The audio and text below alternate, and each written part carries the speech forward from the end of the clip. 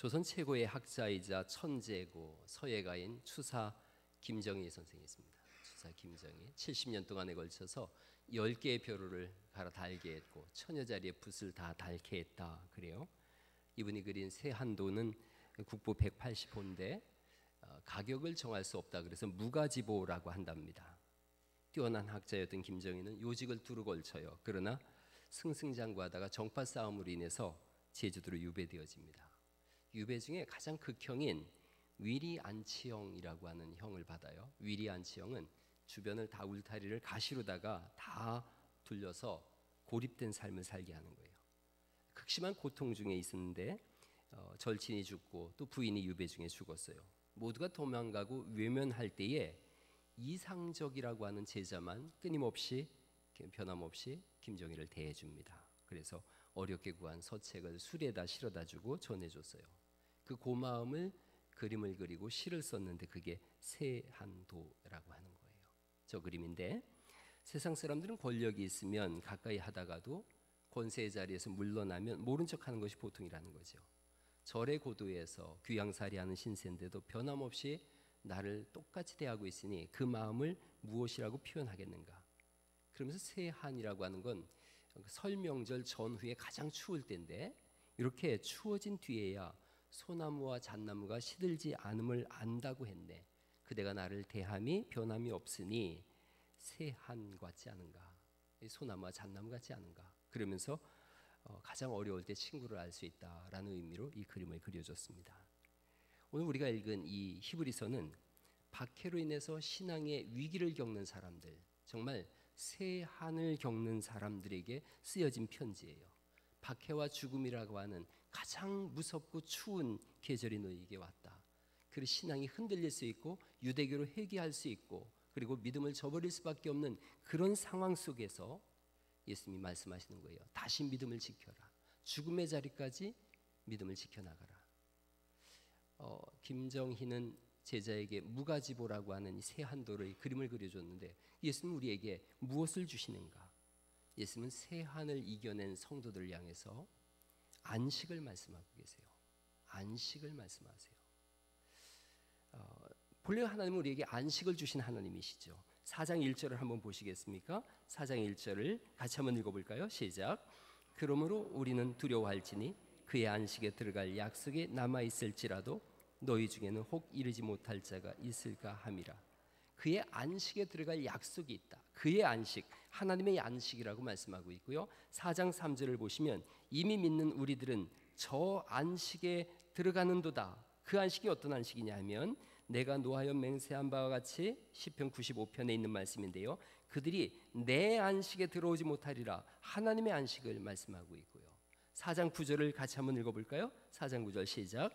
그런즉 안식할 때가 하나님의 백성에게 남아있도다 이렇게 말씀하고 있고 11절을 또 읽어볼까요? 11절 시작.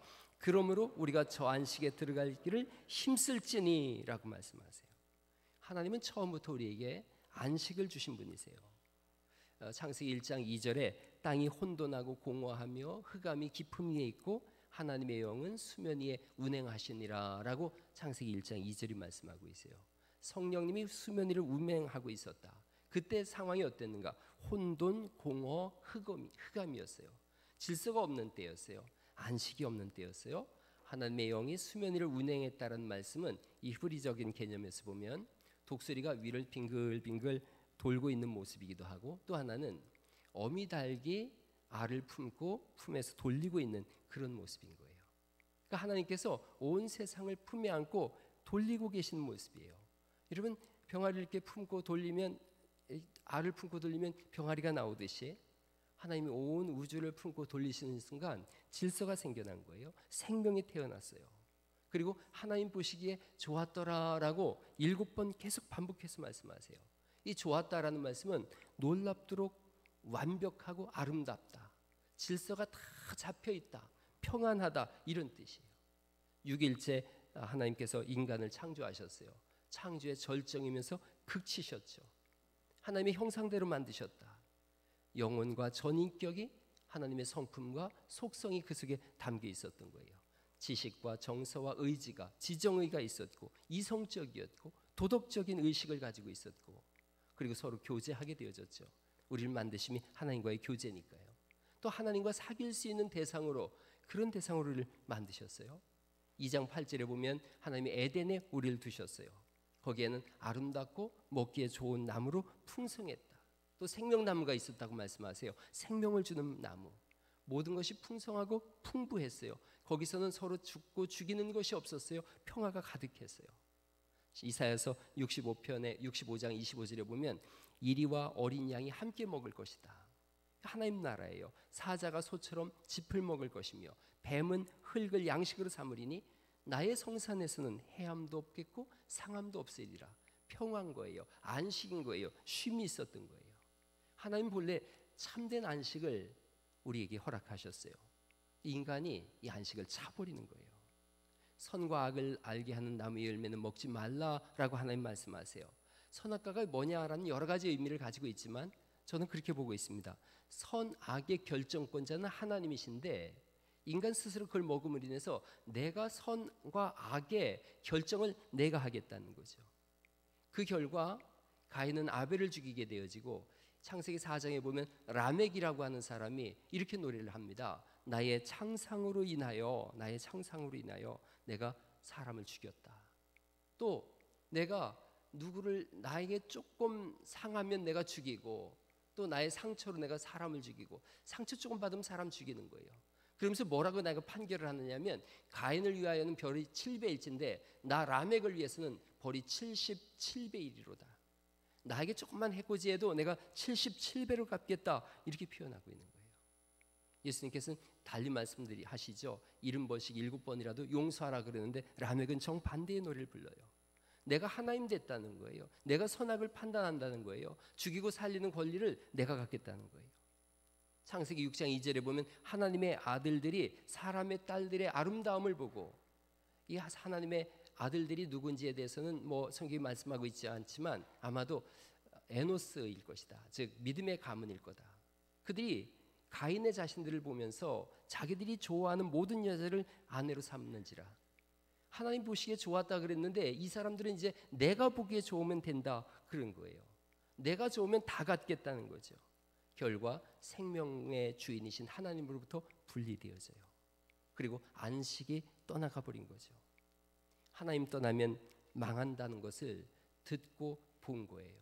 그 역사가 기록하고 있는 거예요. 안식을 잃은 이 히브리서에 기록된 당시의 사람들도 있었고 오늘날도 마찬가지예요. 안식을 잃은 사람들. 히브리서가 쓰이던 당시와 오늘날 선악과가 있더라는 거예요. 어떤 선악과인가 볼까요? 4장 2절을 보시죠. 4장 2절 말씀 같이 한번 또 읽어볼까요? 시작. 그들과 같이 우리도 복음 전함을 받은 자이나 들은 바 그 말씀이 그들에게 유익하지 못한 것은 듣는 자가 믿음과 결부시키지 아니함이라.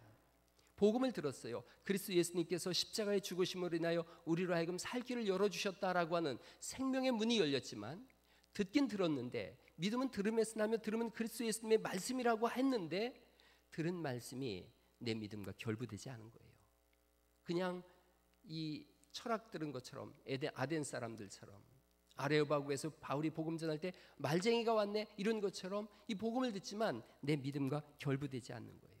그리고 6절 말씀을 또 볼까요? 4장 6절 말씀 또 읽어보죠. 시작. 그러면 거기에 들어갈 자들이 남아있거니와 복음 전함을 먼저 받은 자들은 순종하지 아니함으로 말미암아 들어가지 못하였으므로 순종하지 않는다. 그 순종하지 않는다는 것이 어떤 의미인지를 7절에서 이렇게 쓰고 있습니다. 오랜 후에 다윗의 글에 다시 어느 날을 정하여 오늘이라고 미리 이같이 일렀으되 그 다음 같이 읽어보죠. 시작. 오늘 너희가 그의 음성을 듣거든 너희 마음을 완고하게 하지 말라 하였나니. 마음을 완고하게 하는 거예요. 굳게 하는 거예요. 딱딱하게 하는 거예요. 완고하다라는 말씀을 다른 번역을 보니까 못된 고집을 피우는 거예요. 단단한 마음을 갖고 있는 거예요. 믿을 생각이 전혀 없고 받아들일 생각이 없고 그러고 싶지가 않은 것이라는 거죠.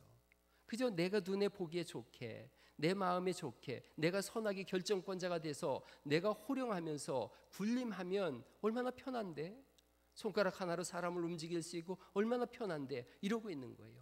가진 자는 더 가지려고 없는 사람의 것을 빼앗기까지 하는 러시아와 우크라이나 참상 같은 그런 사건이 지금도 일어나고 있는 거예요. 복음이 들려오지만 거부하고 외면하고 있고 결과 모든 안식이 다 파괴되어지는 거예요. 두려움이 오고 공포가 오고 늘 그림자처럼 죽음이 우리를 뒤따르고 있는 거죠.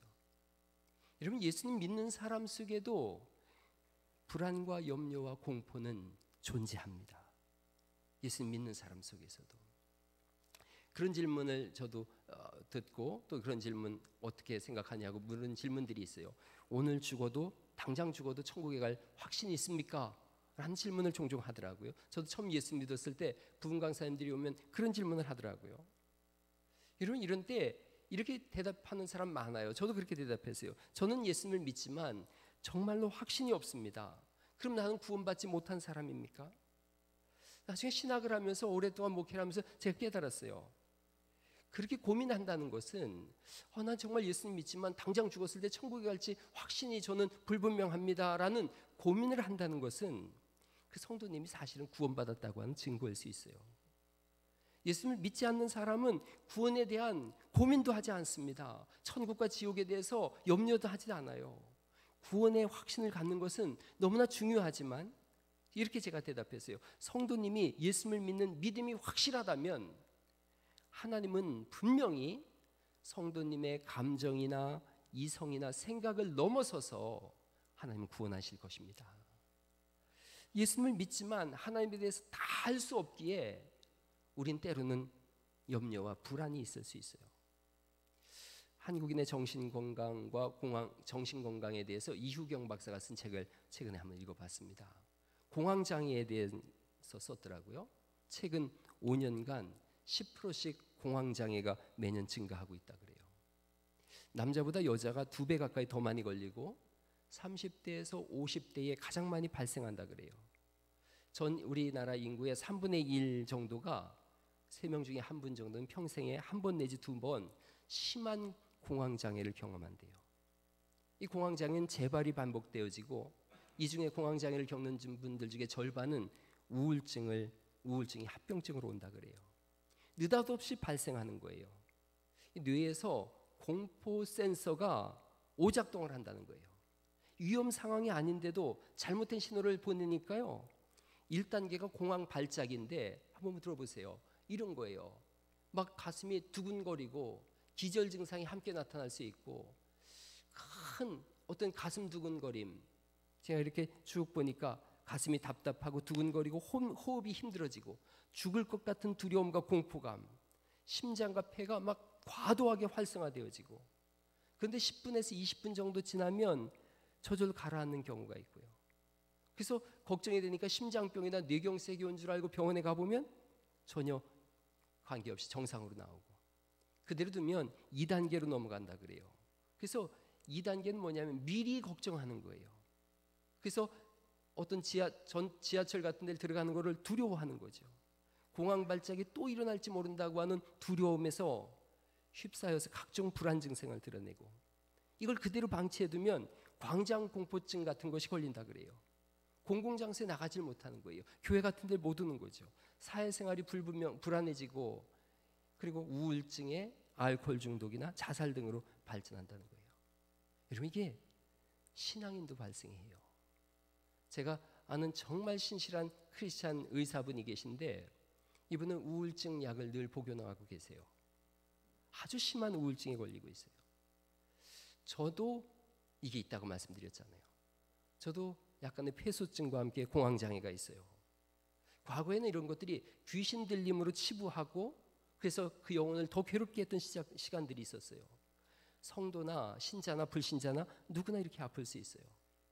초대에 말씀드렸던 이후경 박사가 3가지 처방전을 냈는데 저는 4가지를 경험했어요. 3가지에다가 하나를 더 했는데 하나는 마지막에 말씀드려 볼게요.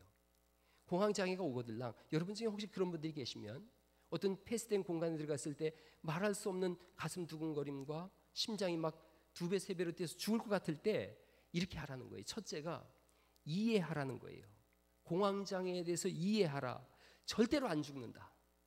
공황장애로 온 공포로 인해서는 절대로 죽지 않는다는 거예요. 그런가 하면 여유를 가지라는 거예요. 주변에 친구들한테 전화도 하고 주의를 분산하기도 하고 자기 호흡수를 세래요. 깊게 심호흡하면서 한 번, 두 번 이렇게 세라 그래요. 세 번째는 약물 치료입니다.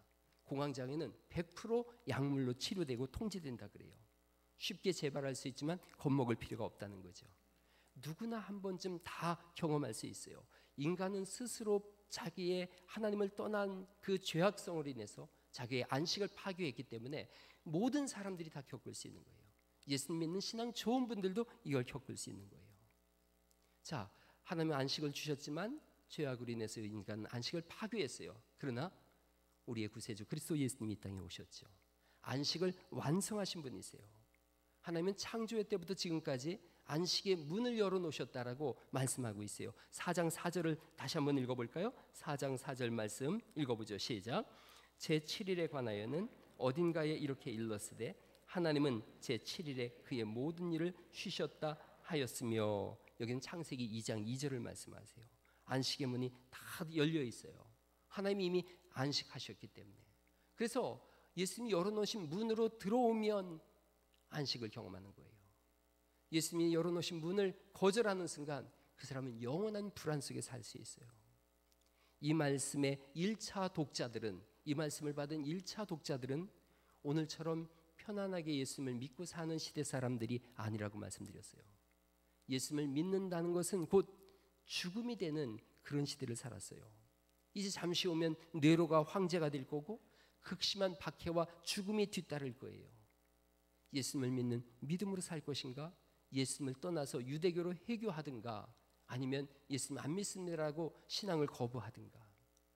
그런데 예수님은 끝까지 말씀하는 거예요. 너희에게 줄 안식이 있다.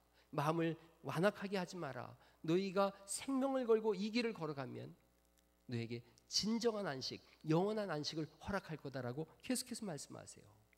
그러면서 두 가지를 말씀하시는데, 죽음은 끝이 아니라 시작이다라는 거예요. 4장 9절을 또 읽어볼까요? 4장 9절 다시 읽어보죠. 시작. 그런즉 안식할 때가 하나님의 백성에게 남아있도다. 그리고 10절을 제가 읽어볼게요. 이미 그의 안식에 들어간 자는 하나님이 자기의 일을 쉬심과 같이 그도 자기의 일을 쉬느니라. 그러므로 우리가 저 안식에 들어갈 길을 힘쓸지니. 죽음은 끝이 아니라 시작이에요. 이분들이 죽음의 공포 속에 사로잡혀 있을 때 주님 말씀하는 거예요. 새로운 시작이다. 나이가 들어가는 것이 두려울 수 있어요. 그런데 나이가 들어간다는 것은 영원한 안식할 날이 다가오고 있다는 뜻이에요. 여러분, 오늘이 가장 젊은 날이다라고 이야기하잖아요. 그의 말은 매일 늙어가고 있다는 거예요. 빠른 세월 속에 주름이 늘어가고 또 머리털도 빠지고 눈썹도 빠지고. 저도 눈썹 문신을 했어요. 그랬더니 앵그리버드가 됐어요. 아니 뭐 이렇게 세월 가는 걸 막을 수가 없는 거예요. 잉글랜드의 양로원에서 발견된 유물에 이런 글이 있어서 제가 오늘 아침에 이 글 한번 여러분하고 나눠보려고 그래요. 한번 이렇게 써 있어요. 당신은 나를 볼 때는 무엇을 보십니까?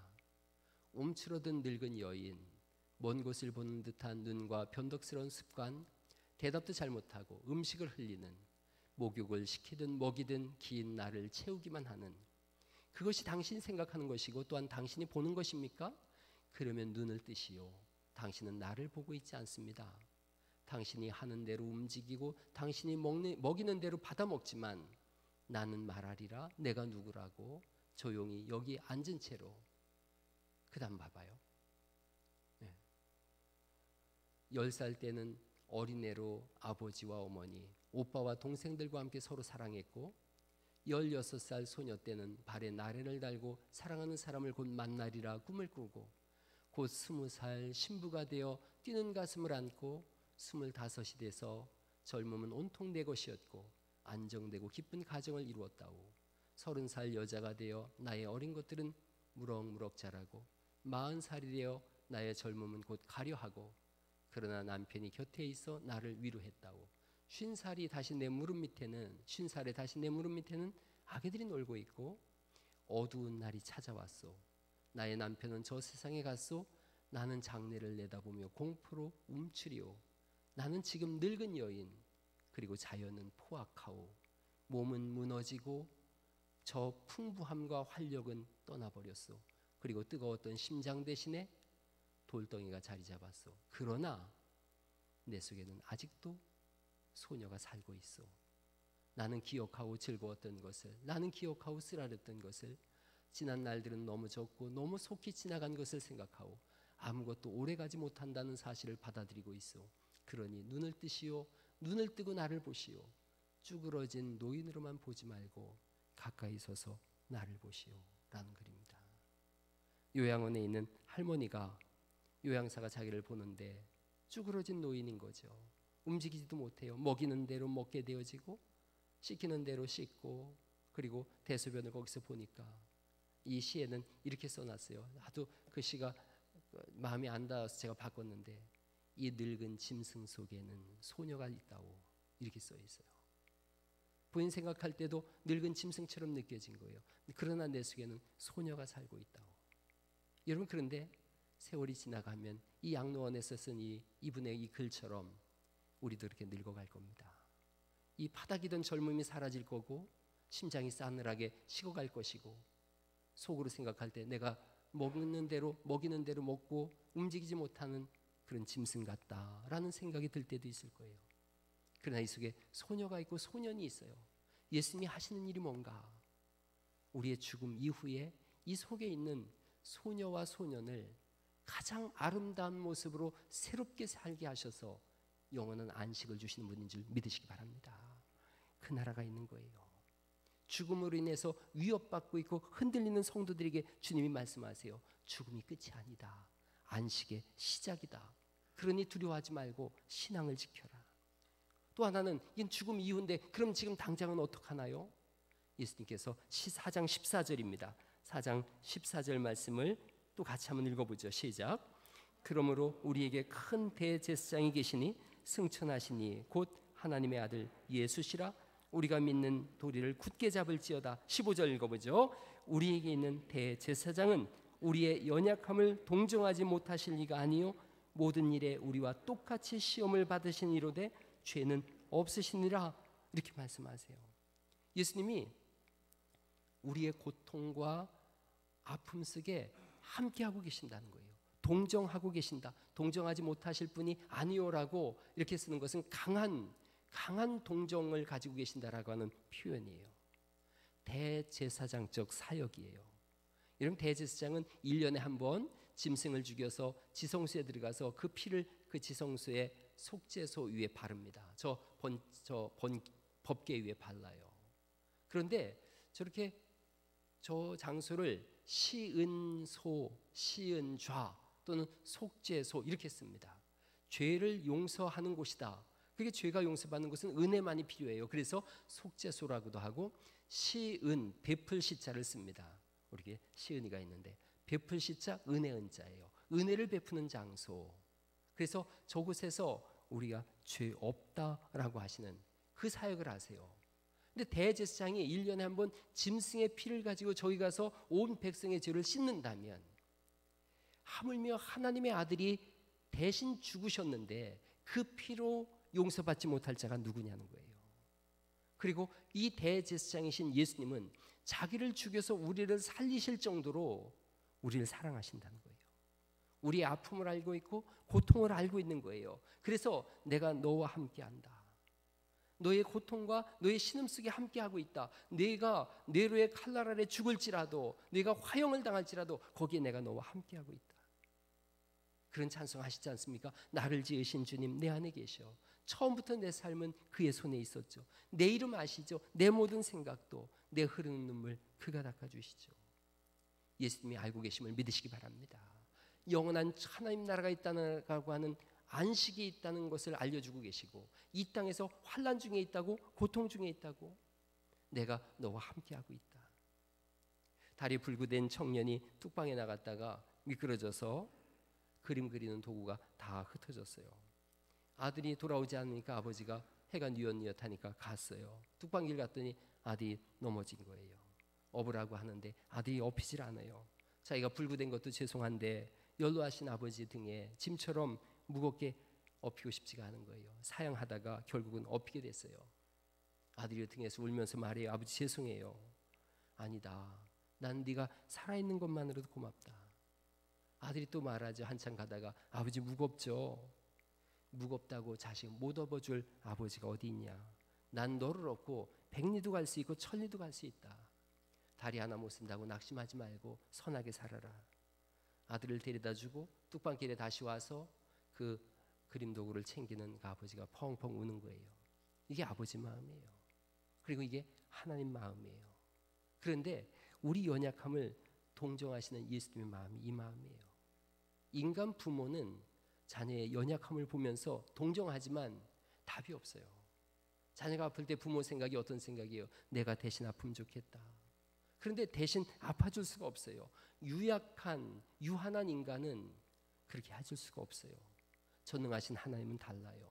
동정해서 끝나지 않고 도와주고 계시고 인도하고 계시고, 그리고 우리를 대신해서 아픈 것이 아니라 대신하여 죽기까지 하시는 줄 믿으시기 바랍니다.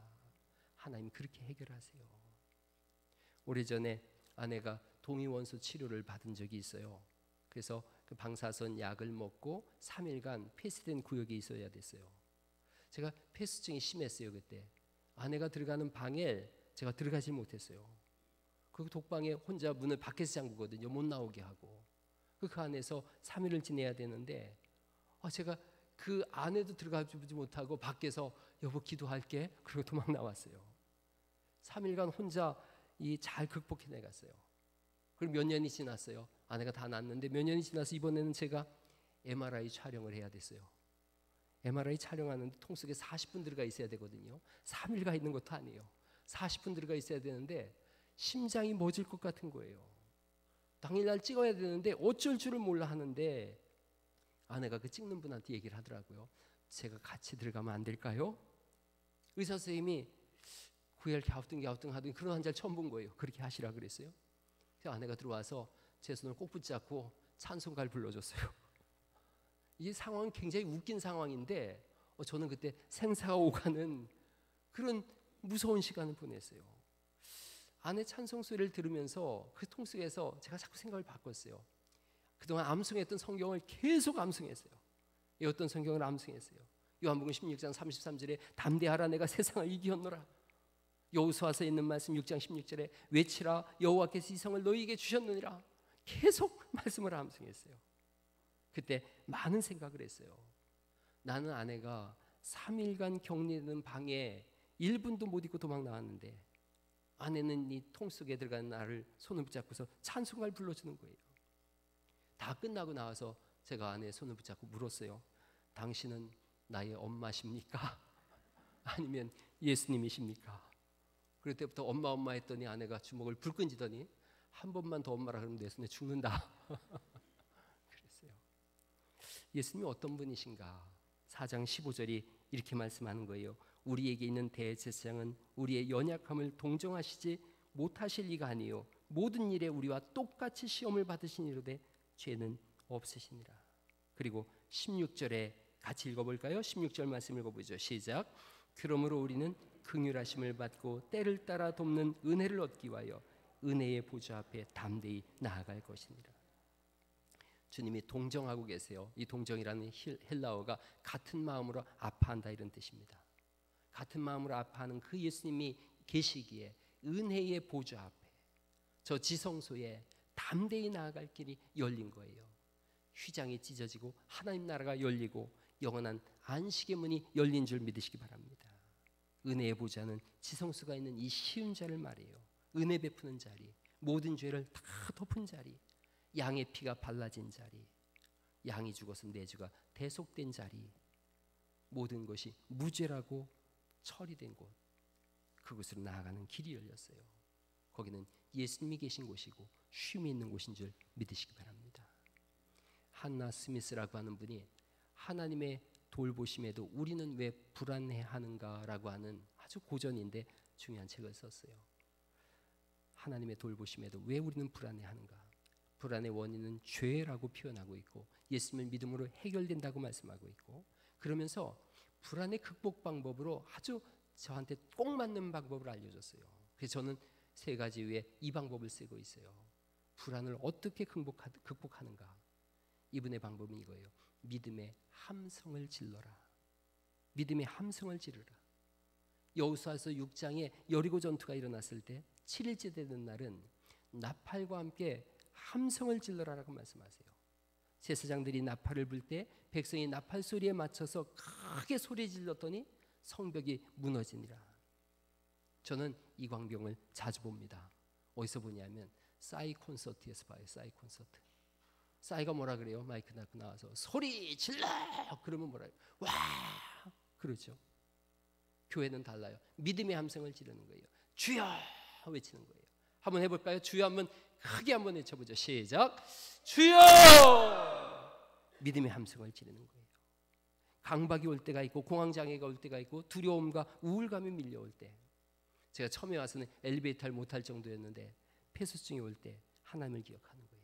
믿음의 함성을 지르는 거예요. 주여라고 외치는 거예요.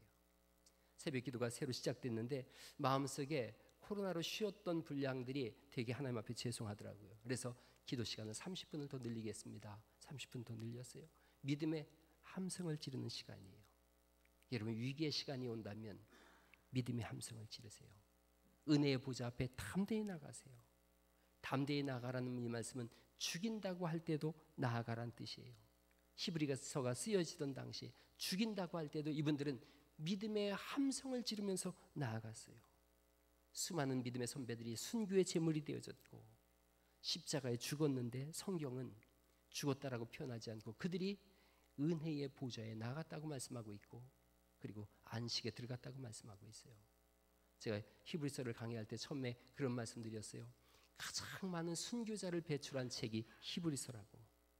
죽었는데 살았다고 말씀하고 있고 천국을 소유한 사람들이 되어졌고, 그래서 은혜의 보좌는 이 세상 살 동안은 편한 곳은 아닙니다. 십자가를 지는 곳이고 예수님을 따라 사는 곳이에요. 그리고 이후에 새 생명과 안식이 주어지는 거예요. 서두에 추사 김정희와 이상적의 이야기를 했습니다. 새하늘 버텨낸 절친이고 친구고 스승과 제자였어요. 우리 인생에 새하늘의 때가 있어요. 그때 함께 하시는 분이 예수님이세요. 그리고 그때 함께하는 사람들이 여기 믿음의 공동체에 있는 사람들이에요. 이 새하늘의 때에 예수님을 더 신뢰하시고 성도 간의 깊은 사랑 속에서 함께 이 천국의 길을 걸어가셔서 이 은혜의 보좌 앞에서 어느 날인가 안식을 누리는 귀한 은혜가 있기를 예수님 이름으로 축복합니다.